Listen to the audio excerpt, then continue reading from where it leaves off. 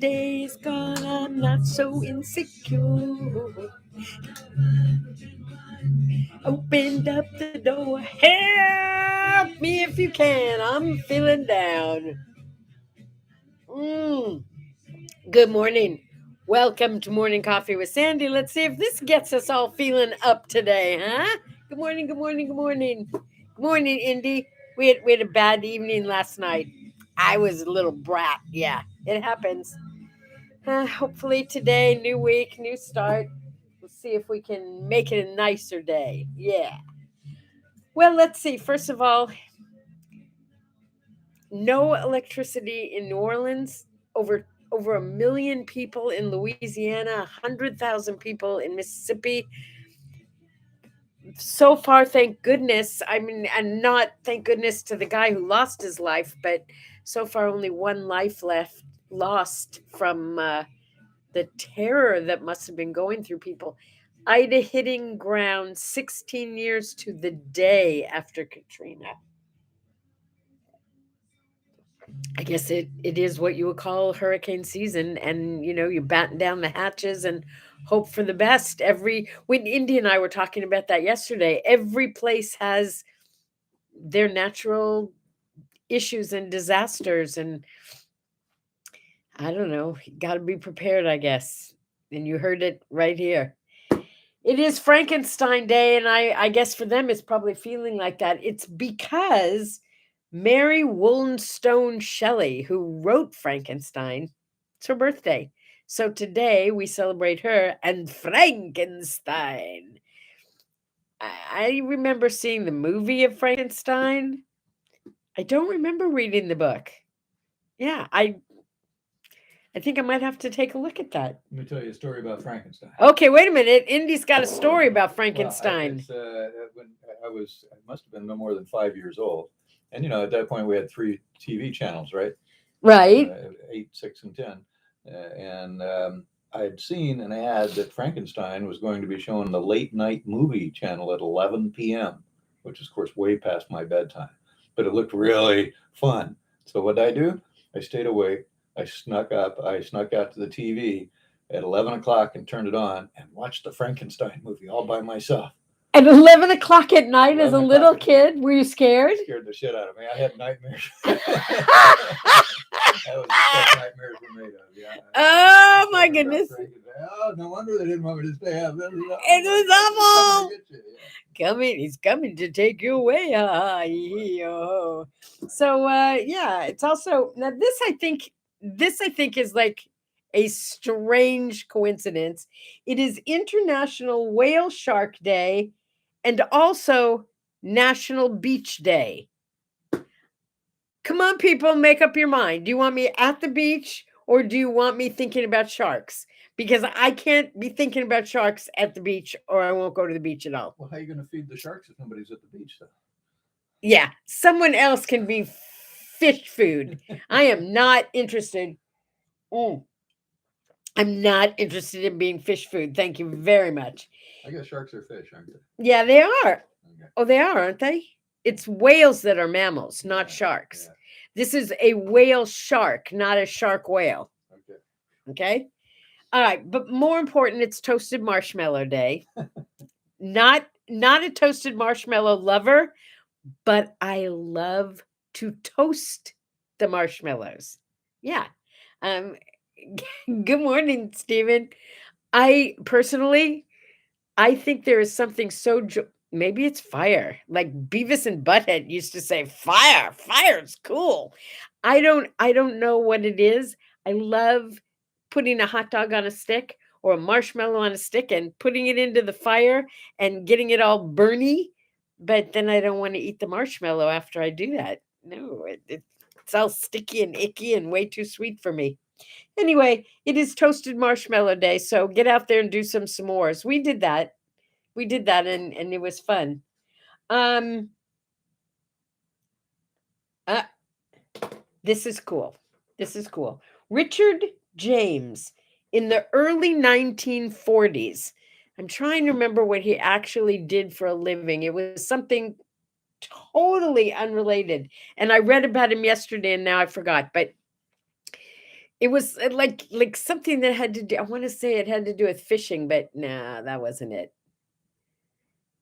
He took wire and he bent it so that it made like a spring to try and fix whatever he was working on in his business, and it didn't work. He did this like 2-inch springs, and he like put one aside and then noticed that it was slowly moving down the stairs. It was like climbing the stairs in his building. And he started playing with it. And then he said to his wife, "Come on, this would be like a really great toy." So, with his wife and a $500 investment back in the early 40s, she went in the dictionary and looked for something that would kind of have a word that would explain or describe what was going on. And she came across the word slinky. Yeah. Listen to this.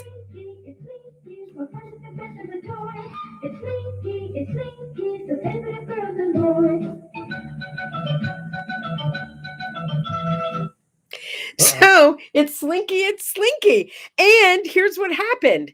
They didn't sell well at first, but then they put it on display at a toy store. I can't remember which one now. Yeah, check it out. Remember that? And it would climb down the stairs, right? So it didn't sell well until they put in a display of stairs and showed how it walked down the stairs. Next thing you know, 250 million Slinkies are sold. That's the original, and they're still available. And they're not very expensive. Go get one right now. Yeah, go get a Slinky because they're so cool. So thank you, Richard. By the way, they are in the Toy Hall of Fame, and there is such a thing, and it's really cool. Yeah, because I have a friend who's was involved in the toy industry. He has told me stories, and there are books out there. It's so fun to hear about how your favorite toys were invented. Is there a place where there's a Toy Hall of Fame? Yes, there is. There's Where an is it? actual Toy Hall of Fame. Do you know where it is? I don't recall. I don't Where recall. is the Toy Hall of Fame? But I have a feeling that Indy's going to find out for us right Here's a now. map of National Toy Hall Rochester, of New York. Fame. Rochester, New York. There you go. 14607.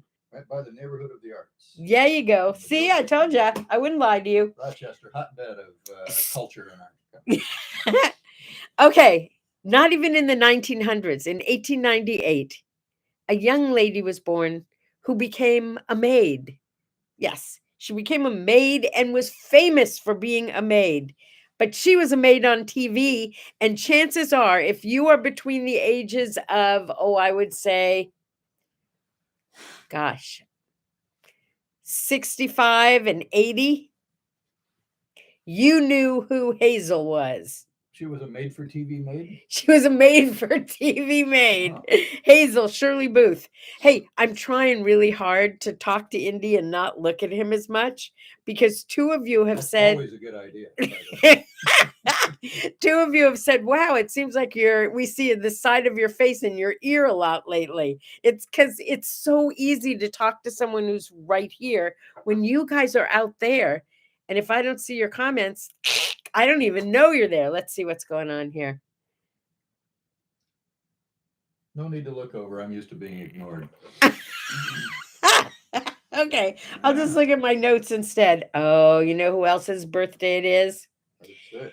In 1908. I didn't realize that he was born so long ago. I'm not sure when he died. Fred McMurray. Fred McMurray. He was the dad on My Three Sons. Do you remember that? He was in Flubber and Son of Flubber. He was all in all the Flubber movies. I really liked Fred McMurray when he was alive. I like him even better now. Not because he's dead, but because he lived on a winery and they have McMurray wine. It was actually his estate. Is that right? Yes, it is. And his Pinot Noir, it's one of my top 2. Does it come wrapped in a cardigan sweater? No, but it comes with 3 little bottles. Anyway, if you have never tried McMurray wine, I don't know about the other kinds, but their Pinot Noir is, oh, it's heavenly. I think I told you I went out the other day. I also love Miomi. And I went out the other day with the girls, first time in ages, and we went to happy hour.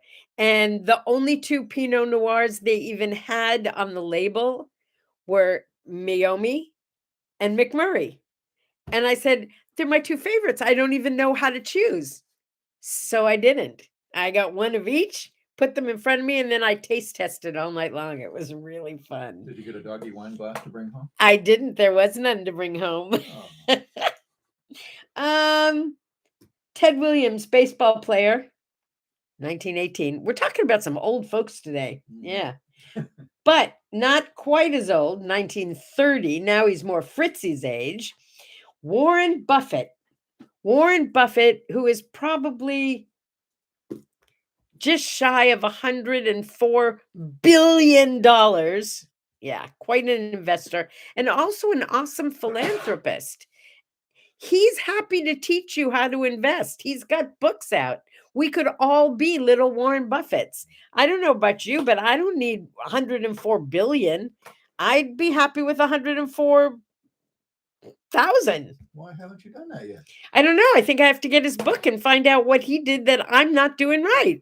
He sold books. He did lots of books. That's probably how he got so wealthy.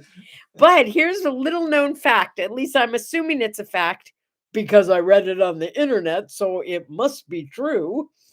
Apparently, this guy, 2 McDonald's sausage patties, breakfast sandwich for breakfast every day. He drinks 5 Cokes a day and every week has Dairy Queen. Yeah.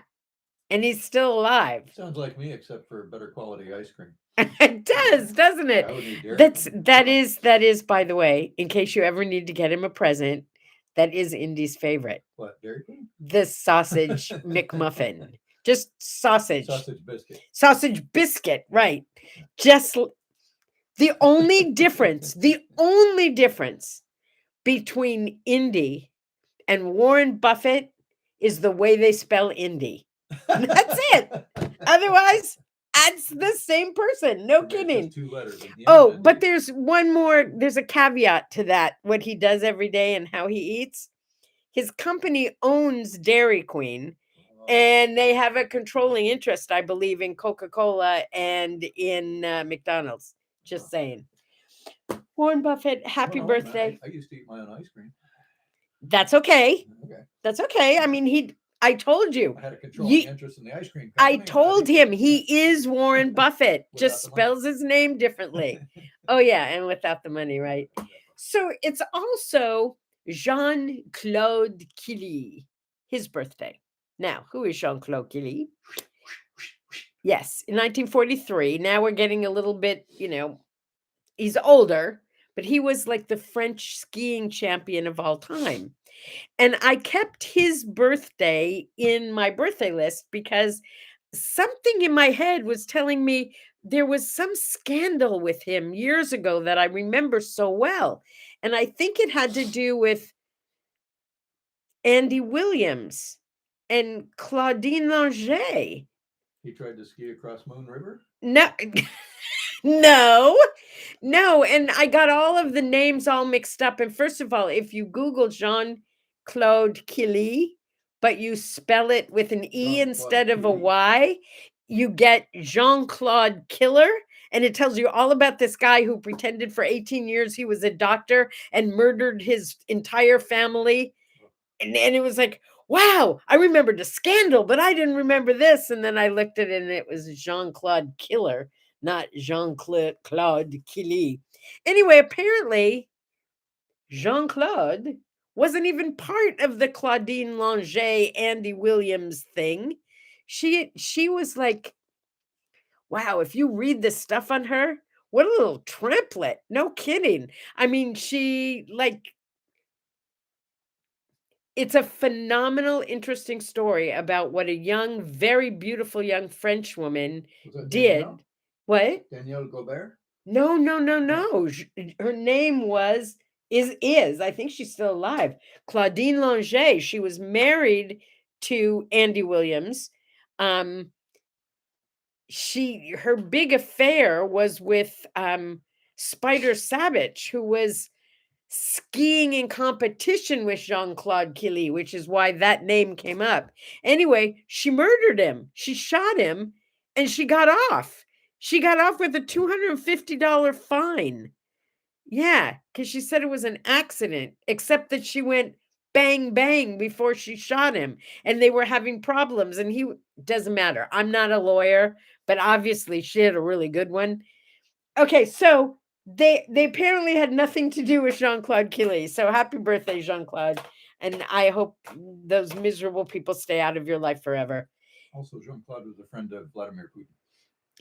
And Claudine Longet was a friend of Robert Kennedy's. Well, there you And go. apparently was with him the night he was killed. Oh my goodness.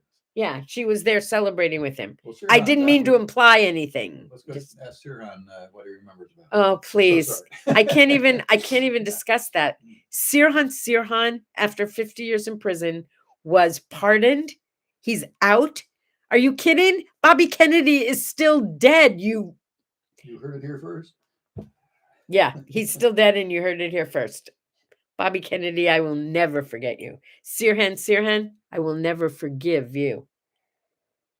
And finally, my best friend's wedding, Charlie's Angels, the probably cutest of. She's so cool. She is so cool. Cameron Diaz's birthday. She's like this regular one of the guys, kind of happens to be hottest chick ever. Love her. What a great sense of humor. What a fun human being. Have you ever seen her interviewed? She's awesome. I want to be her friend. Oh, I learned an interesting fact. In 1963, they put in what they called the they called it more than the red telephone in the White House. It was the hotline between the White House and the Kremlin. Remember that? And we were always talking about how the president could just pick up the phone and call Moscow, right? No, it was a trick, my friends. There was no telephone involved. In every movie, there's always a red phone sitting right there at the war desk, right? Yeah, no red phone, my friends. It was just like part of the picture.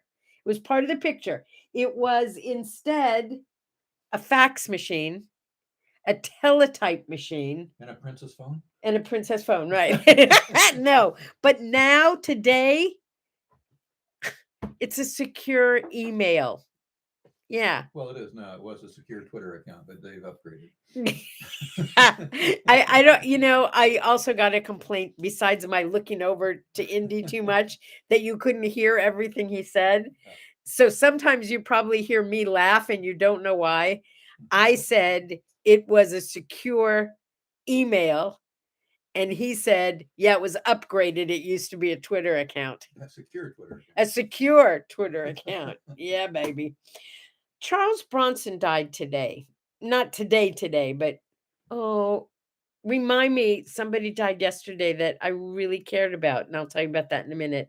Charles Bronson, if you don't know him by name, you would recognize him. He didn't usually play the star. He was one of the very serious, very mean-looking Charles Bronson.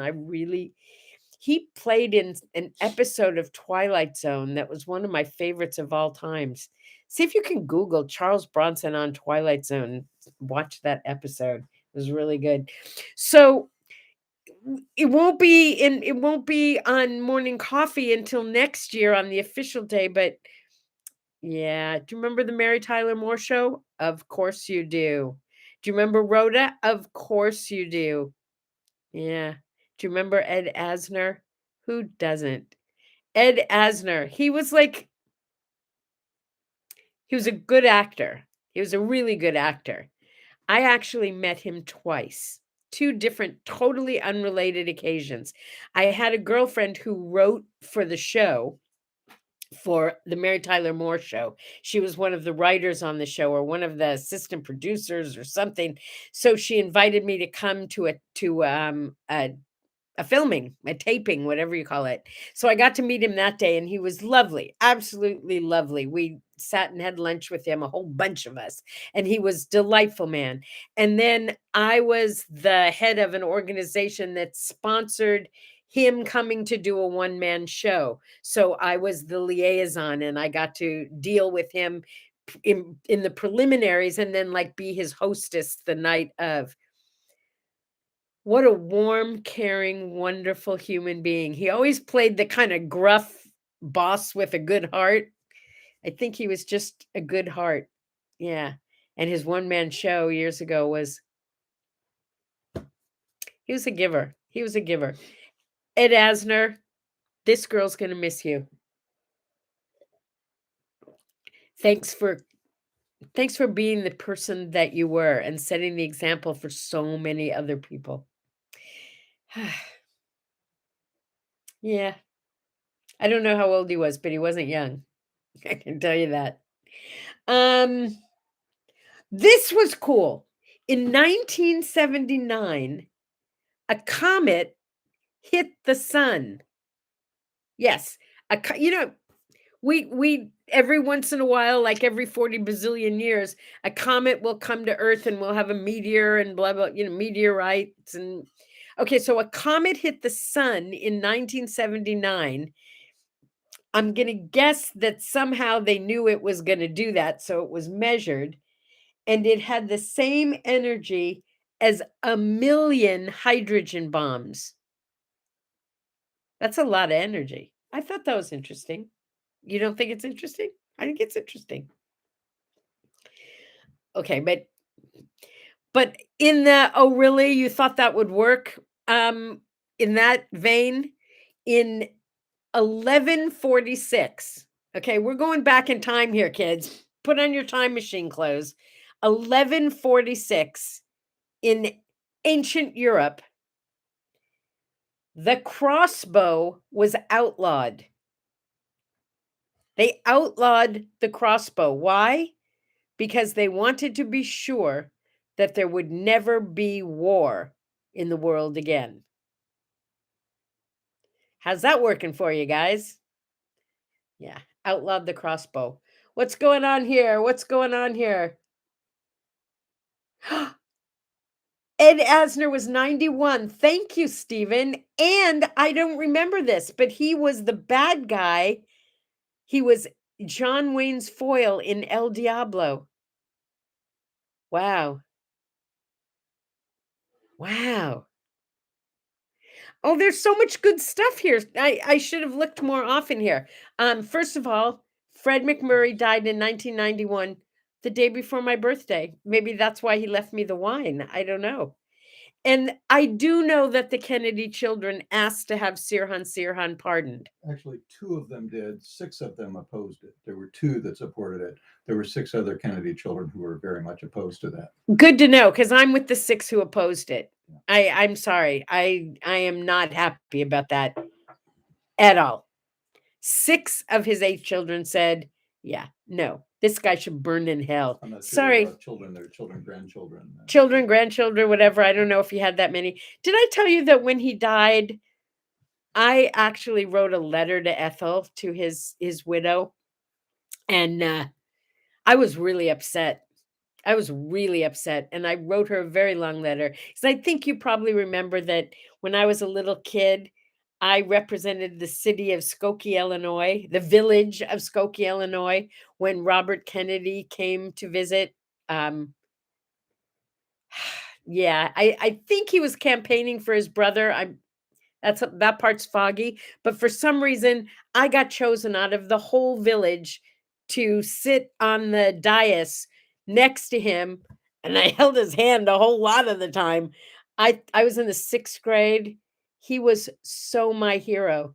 So I wrote this letter to Ethel telling her what he meant to me, and she actually wrote me a personal letter back. I have it somewhere. Yeah. No, I'm sorry. Sirhan should die in prison. That's my feeling. Yeah. Okay, let's get to something happier, like the musical interlude of the day. Yeah.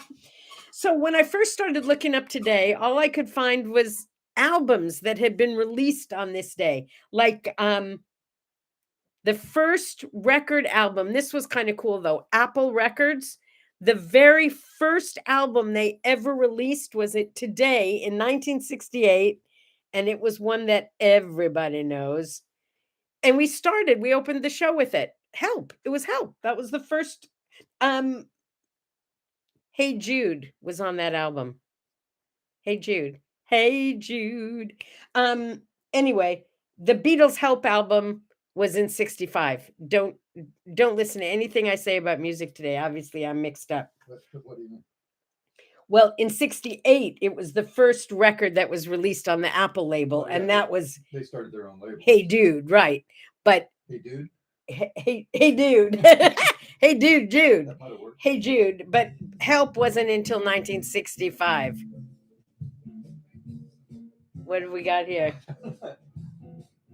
I thought I had Hey Jude, but I think I got something else. Maybe you got Hey Dude. I got Hey Okay, Jude. but wait, let's go back in time. 1959. That's the farthest I went back this day. 1959, Bobby Darin. This like is a classic, and it was his number one song. Hey No, Jude. not Hey Jude. Bobby Darin, Oh, I'm still back 1959. there. I'm still back. 1959. We're all the way back in 59. I'm still up at 68. He's like so today, and I am so yesterday because Bobby Darin. It's like, is there anyone who didn't cover this during the 50s and 60s? It was Mac the Knife. Yeah, that was the song.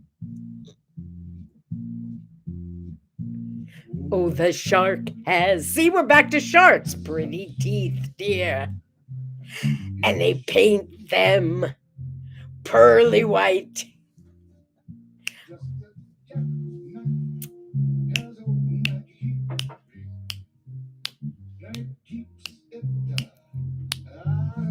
Bum, bum, bum, bum.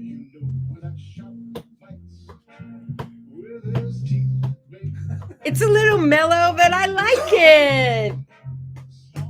Okay, cut. Let's move on. 1961. This is one I swear to you.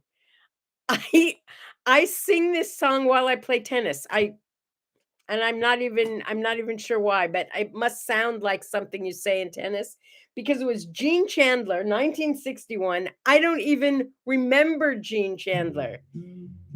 Duke of Earl, Duke, Duke, Duke of Earl, Duke, Duke, Duke of Earl, Duke, Duke, Duke, Duke, Duke, Duke, Duke, Duke. I mean, come on. Any other lyrics? No. No other lyrics. No, I don't know the rest of the song. Nobody does. Nobody knows the lyrics. No, we only know Duke, Duke, Duke of Earl. I have no idea what this song is about. You could tell me it was about child porn, and I would still think it was like this awesome song. I love the beat of it.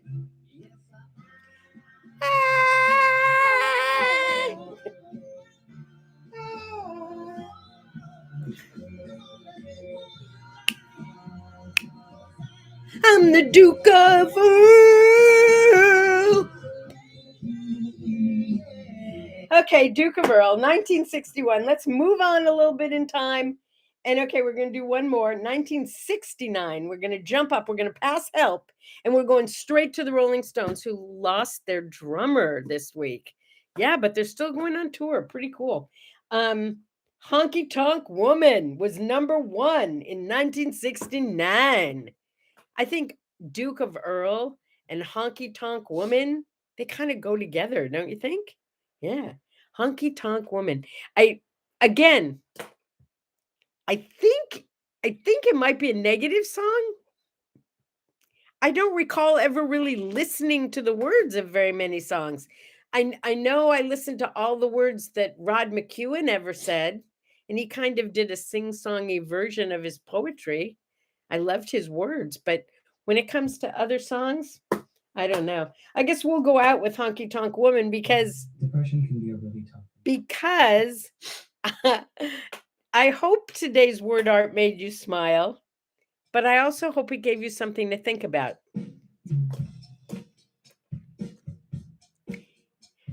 The word art today was very short and simple. It just said, I'm much taller on Facebook. Yeah, and at first glance, it's just, yeah, you are. But think about it. We all have our life and we have our Facebook persona.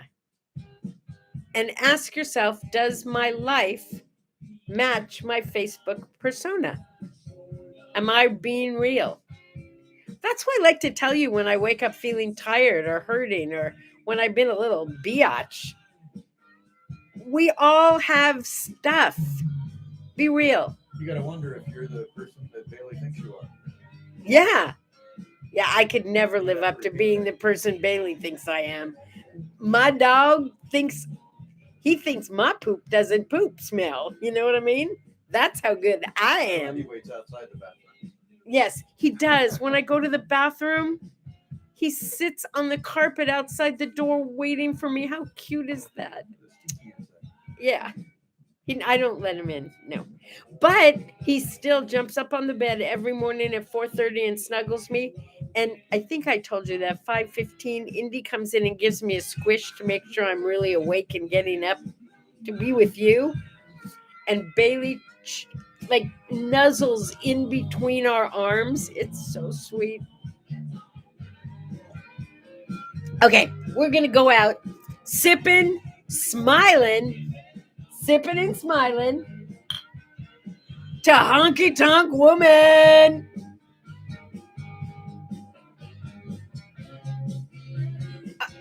Toasted Marshmallow Day. Go for it. I want some more. Bye-bye. Happy Monday.